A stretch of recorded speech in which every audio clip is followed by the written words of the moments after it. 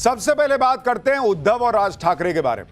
आज मुंबई में उद्धव ठाकरे और राज ठाकरे ने अपना गठबंधन ऑफिशियली अनाउंस कर दिया।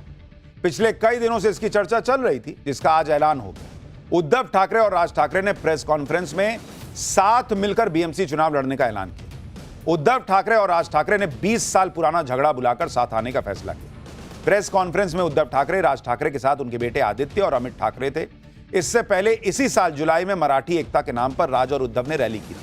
अब बीएमसी चुनाव के लिए गठबंधन का ऐलान कर दिया है और चुनाव में जीत के दावे भी ठोकने शुरू कर दिए हैं।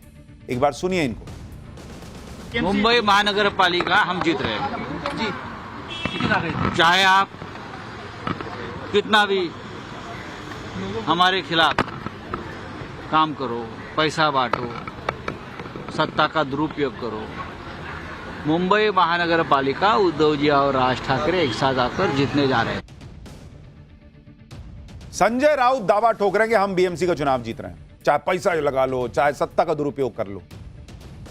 अगर बीजेपी सत्ता का दुरुपयोग करके, पैसा का दुरुपयोग करके इनके हिसाब से जीतती है तो विधानसभा जीत जाती है, निकाय चुनाव जीत जाती है। ये बीएमसी में कैसे नहीं जीतने देंगे? वहां क्या करेंगे जो ये विधानसभा में नहीं कर पाए, जो ये निकाय चुनाव में नहीं कर पाए, वो बीएमसी में क्या कर लेंगे उसका, और वही बाकी जगह क्यों नहीं की? तो इसलिए इनके दावे हवाबाजी ज्यादा लग रहे हैं अभी फिलहाल मौजूदा हालात को देखकर। उद्धव और राज ठाकरे की पार्टी एक साथ आकर अपने अस्तित्व को बचाने की कोशिश कर रही है बॉस। मराठी मानुष के नाम पर जीत का दावा कर रहे हैं ये लोग। उद्धव और राज ठाकरे की पार्टी बीएमसी चुनाव एक साथ लड़ेंगे। बाकी के 28 नगर निगमों में भी दोनों दल गठबंधन में लड़ेंगे। उद्धव ठाकरे ने कहा कि अगर हम बटे तो पूरी तरह मिट जाएंगे। राज ठाकरे ने कहा कि मुंबई हमारी लड़ाई में से बहुत बड़ा है। उद्धव ठाकरे और राज ठाकरे के साथ आने पर सीएम देवेंद्र फडणवीस ने तंज कस दिया। उन्होंने कहा कि ये तो ऐसा दिखा रहे हैं जैसे रूस और यूक्रेन साथ आ गए। सुनिए कैसे देवेंद्र फडणवीस मुख्यमंत्री इनके मजे ले रहे हैं।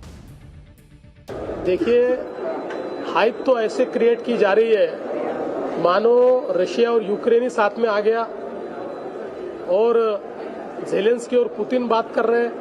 इस प्रकार की हाइप दो पार्टियां जो अपना अस्तित्व खोज रही है, जिन्होंने अपना अस्तित्व गंवा दिया है, जिन्होंने बार बार भूमिकाएं बदलकर लोगों के बीच अपने बारे में अविश्वास पैदा किया है, जिन्होंने तुष्टीकरण की नीति को अपनाकर एक प्रकार से अपना वोट बैंक खो दिया है, ऐसी दो पार्टियां साथ में आई है तो उनके साथ में आने से कौन सा फर्क पड़ने वाला है? ये तो दोनों अपना अस्तित्व बचाने के लिए साथ में आए हैं।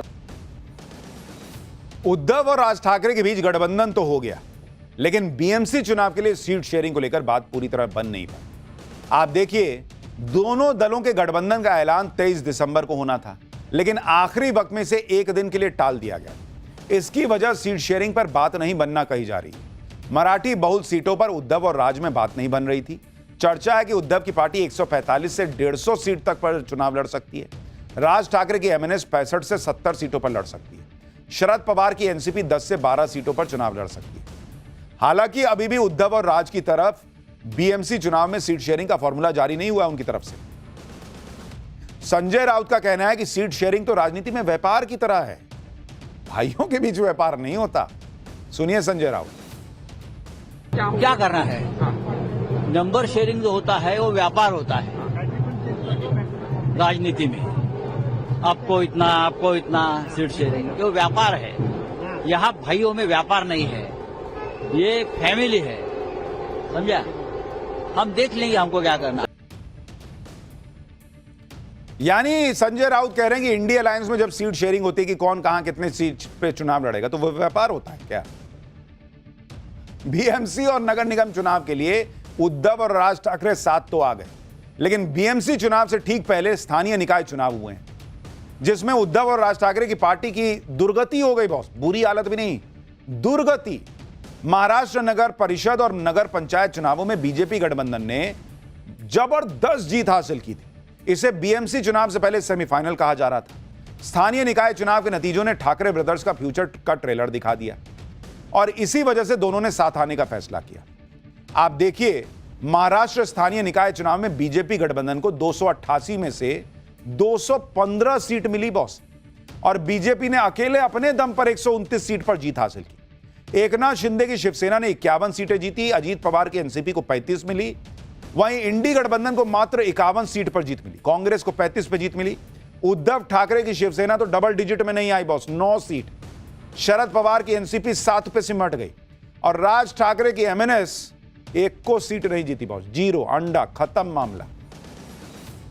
और ये वो उस चुनाव में हुआ जो बैलेट पेपर से हुआ है। अब बेचारे ये भी नहीं बोल पा रहे कि ईवीएम हैक हुआ था, क्योंकि बैलेट से हुआ था। स्थानीय निकाय चुनावों में धमाकेदार जीत से बीजेपी का जोश हाई है। बीजेपी दावा कर रही है कि अब विधानसभा जीते, स्थानीय निकाय जीते, अब बीएमसी में लपेट देंगे इन लोगों को।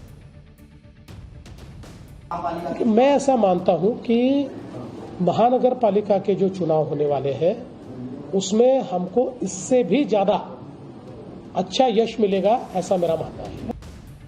उद्धव ठाकरे के लिए बीएमसी चुनाव नाक का सवाल कम, उनके वजूद का सवाल ज्यादा है, क्योंकि मुंबई देश का सबसे अमीर शहर है और बीएमसी देश ही नहीं एशिया की सबसे अमीर महानगर पालिका है और यहां पर उद्धव की शिवसेना का कब्जा रहा है। अगर उद्धव ठाकरे बीएमसी हारे तो उनके लिए दुधारू गाय के छिन जाने जैसा होगा। बीएमसी 603.4 वर्ग किलोमीटर में फैला हुआ है। 2 जिले हैं, मुंबई शहर और मुंबई उपनगर। ये बीएमसी का आखिरी चुनाव 2017 में हुआ था। 2017 में शिवसेना ने 84 और बीजेपी ने 82 सीटें जीती। 2017 में बीएमसी का मेयर शिवसेना का बना था। उसके बाद बीएमसी के चुनाव हुए ही नहीं। बीएमसी का बजट कई राज्यों के बजट से ज्यादा है। 2025-26 में बीएमसी का बजट 75,427 करोड़ रुपए था, जो मिजोरम, सिक्किम, मणिपुर, गोवा, हिमाचल प्रदेश के बजट से ज्यादा है। इसी वजह से बीएमसी चुनाव पर सबकी नजर रहती है। बीएमसी के जरिए ही मुंबई को चलाया जाता है और हर पार्टी मुंबई पर अपना कंट्रोल चाहती है। इधर उद्धव ठाकरे और राज ठाकरे अपनी तैयारी कर रहे हैं। बीजेपी अलग फुल एक्टिव है। दूसरी तरफ कांग्रेस जो है वो अकेली पड़ गई। मुंबई में बीएमसी चुनाव के लिए कांग्रेस को कोई पूछ ही नहीं रहा, जबकि इंडी गठबंधन के बैनर तले सभी ने लोकसभा और विधानसभा चुनाव लड़ा। आज उद्धव ठाकरे और शरद पवार ने कांग्रेस से किनारा कर लिया, ये दूर रहो। वहीं कांग्रेस भी अपने दम पर बीएमसी चुनाव लड़ने की तैयारी कर रही है, क्योंकि कोई सटा ही नहीं रहा है। कांग्रेस राज ठाकरे के साथ जाना नहीं चाहती। कांग्रेस को यह लग रहा है कि उद्धव के साथ से पार्टी को नुकसान पहुंचा है। कांग्रेस को मुस्लिम परंपरागत रूप से वोट करते रहे। 2024 के लोकसभा चुनाव में कांग्रेस महाराष्ट्र में सबसे बड़ी पार्टी थी, लेकिन विधानसभा चुनाव में कांग्रेस को बड़ा नुकसान हुआ। विधानसभा चुनाव में कांग्रेस 5वें नंबर पर गिर गई। कांग्रेस को डर है कि कहीं बीएमसी चुनाव में फिर ऐसा ना हो जाए, ठाकरे भाइयों की वजह से बचा हुआ मुस्लिम वोट ना चला जाए। शायद इसी वजह से कांग्रेस अकेले बीएमसी चुनाव लड़ना चाह रही है। अब कांग्रेस भले ही अपने समीकरण और अपनी स्थिति देखकर अकेले चुनाव लड़ने जा रही है, लेकिन कांग्रेस को कोई गंभीरता से ले भी नहीं रहा। उद्धव ठाकरे की पार्टी तो कह रही है कि कांग्रेस मुंबई में टूरिस्ट की तरह है, आए पोस्टर लगाए, हारे और घर बैठे। सुनिए कैसे छिछालेदर हो रही है कांग्रेस। मुंबई में कांग्रेस को गंभीरता से लेने की कोई आवश्यकता नहीं है। मुंबई में पिछले 30 वर्षों से लगातार कांग्रेस मुंबई महानगर पालिका का चुनाव हारकर विपक्ष में बैठती है, तो 2026 में कौन सा तीर मार लेगी। कांग्रेस पार्टी मुंबई में उसी प्रकार है जैसे कोई टूरिस्ट होता है, पर्यटक होता है। आइए, घूमिए, फिरिए, होर्डिंग लगाइए, बैनर लगाइए, प्रचार करिए और चुनाव हार के अपने घर बैठिए। ये उद्धव की शिवसेना वाले हैं भाई, इनको पूरा कॉन्फिडेंस है कि कांग्रेस हारेगी और कह रहे कि घर बैठिए। यानी इंडी गठबंधन का कुनबा बीएमसी चुनाव में पूरी तरह बिखर गया। पुराने लड़ाई झगड़ों को भुलाकर ठाकरे ब्रदर्स साथ आ गए। इसी तरह पवार परिवार में भी नया ट्विस्ट आ रहा है। ठाकरे परिवार के मिलने के बाद अब पवार फैमिली में भी रीयूनियन हो सकता है। चर्चा है कि पुणे नगर निगम चुनाव में अजीत पवार और शरद पवार साथ आ सकते हैं।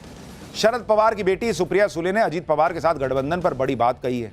सुप्रिया सुले ने कहा कि अभी अजीत पवार की तरफ से कोई प्रस्ताव नहीं आया है। अगर अजीत पवार प्रस्ताव देते हैं तो उस पर विचार किया जाएगा। सुप्रिया सुले ने कहा कि हम जो भी करेंगे वो पुणे की भलाई के लिए करेंगे। यानी सुप्रिया सुले ने अजीत पवार के साथ गठबंधन पर ना तो हामी भरी है, ना ही इनकार किया है। कुल मिलाकर दरवाजा खुला रखा गया और गठबंधन की संभावना बनी हुई है, ये कहा जा रहा है।